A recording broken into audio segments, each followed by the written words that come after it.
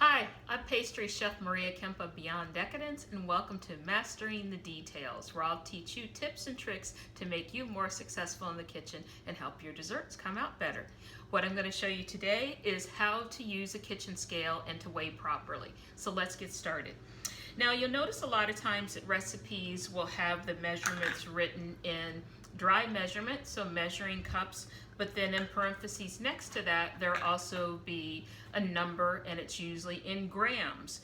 Now the reason for that in professional baking is most recipes usually are scaled, which means weighed, so they're weighed in grams or kilograms. And the reason it makes it much easier when you're multiplying the recipe times 2, 3, 10, or 20, to yield more batches. It's much easier to multiply that number in parentheses than to multiply a bunch of these.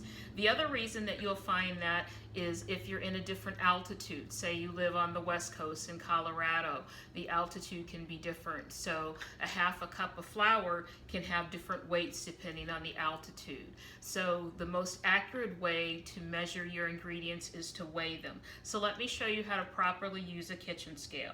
This is one that I've had forever. I have another scale, but it decided to malfunction right before I start shooting the video, so we'll go with this one. And I'm just going to turn it on, and I have a bowl here that I'm going to use. The first thing, when I put the bowl on the scale, it's going to attempt to weigh the bowl, and it's telling me the bowl weighs 748 grams.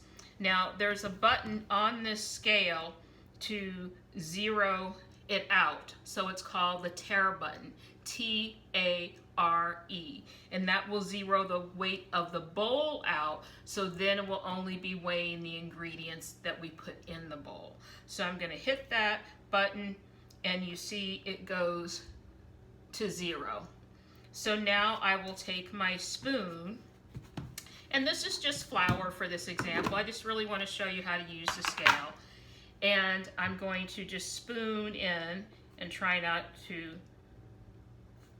flop it all over the place, flour. And say I want to get to 120 grams. I'm just spooning in the flour. Now this could be any ingredient. And if you watch the other video, I talked about how to measure flour. You fluff it up with your fork first just to break it up. So I'm watching the number, and I'm at 103, 122, so I went a little bit over. So I'm going to try and take 2 grams out.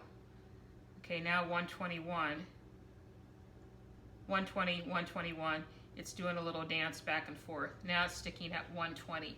So that's 120 grams of flour in the bowl. And 120 grams is usually equal to a half a cup or 4 ounces. But if you don't have all that memorized, then what you can do is you can use a little button on the scale. On my scale, it's called mode, M-O-D-E. And when I hit that, it goes between different modes. And now it's telling me that 120 grams is also equal to 4 and 1/8 ounces. So it's just a little bit over when it goes to ounces. And then I hit the mode button again, and back to, let's see, I think that's milliliters, which happens to be this, it equals the same as grams, fluid ounces. So there's different measurements. As you keep hitting the mode button, it will just keep toggling through those. So if your recipe called for 120 grams of flour, you're good. If it called for more, you would just keep spooning it in until you reach that number. So the most important thing that we did here first is we tared the scale, which means we zeroed out the bowl, so it's only weighing the ingredients or the flour in the bowl. Please subscribe to this YouTube channel and turn your notifications on so you'll be notified when I post more videos on mastering the details, so you can be more successful in anything that you do in the kitchen. Thank you, and until then, see you next time.